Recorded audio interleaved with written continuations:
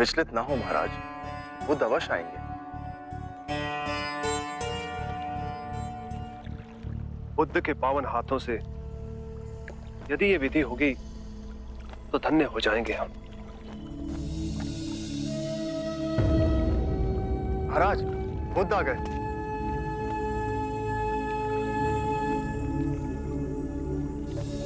प्रणाम। एक विनती है आपसे। कहिए राजन। पिछले कई दिनों से मेरे स्वप्न में मेरे पिताश्री आ रहे हैं। मैंने ब्राह्मणों से भी इसका अर्थ पूछा तो उनका कहना था कि तुम्हारे पिताश्री को शांति नहीं मिली, उनके लिए पूजा करनी हो, यज्ञ संपन्न करना होगा। आप तो परम ज्ञान का स्वरूप है, तो विनती है आपसे कि पूजा विधि आप ही के हाथों से हो, जो मेरे पिताश्री तक पहुंचे, उन्हें मुक्ति मिले, जीवन मरण के इस चक्र से वो मोक्ष पाले। अवश्य राजन। आप मिट्टी के 2 घड़े मंगवाइए, एक में घी भरवाइए और एक घड़े में कंकड़ पत्थर भरवाइए,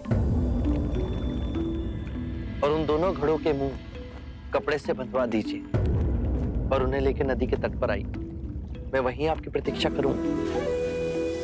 मैं भी इसका प्रबंध करता हूं महाराज।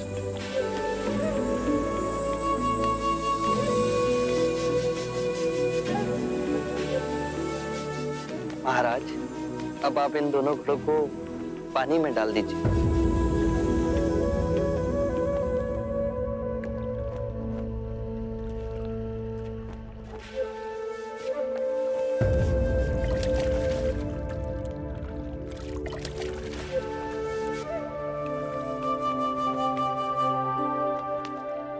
महाराज, अब इन दोनों घड़ों को आप तोड़ दीजिए।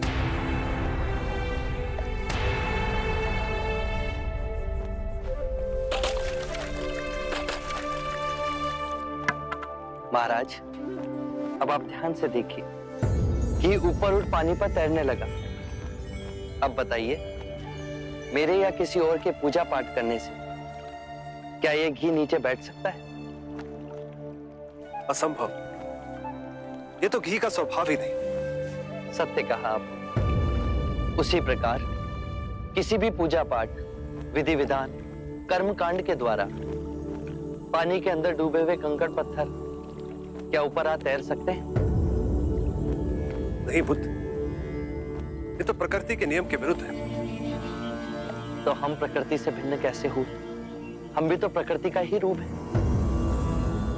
सत्य कहा बुद्ध। एक सत्य ये भी है राजन, यदि हमारे पूर्वजों ने अपने जीवन काल में कंकड़ पत्थर बोए हैं, दुष्कर्म किए हैं, तो वो स्वाभाविक ही कंकड़ पत्थर की तरह नीचे बैठ जाएंगे।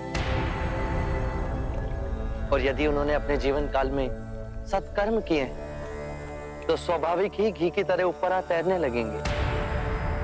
जो बोएंगे वही काटेंगे। परंतु इस शरीर रूपी जीवन काल में ही नहीं, अपितु इस शरीर रूपी जीवन काल के पश्चात वाली यात्रा में भी हम जैसे कर्म करेंगे वैसा ही फल मिलेगा। अब बताइए, इस प्रकृति के नियम को कोई पूजा पाठ, कर्म कांड, विधि विधान, यज्ञ हवन मिटा सकता है? राजन, मैं भी इसको नहीं बदल सकता। केवल अच्छे कर्म ही मनुष्य की मुक्ति का द्वार खोलेंगे। एक ऐसी तलवार है आपके हाथ में जो एक क्षण में सारे झूठ काट केवल ज्ञान को प्रकाशित करती है। ना जाने कितने जन्मों और भटकता में यदि आपकी कृपा ना होती, इस एक क्षण में आपने अपनी अदृश्य तलवार से मेरे अहंकार का सर भी काट दिया। धन्य है प्रभु।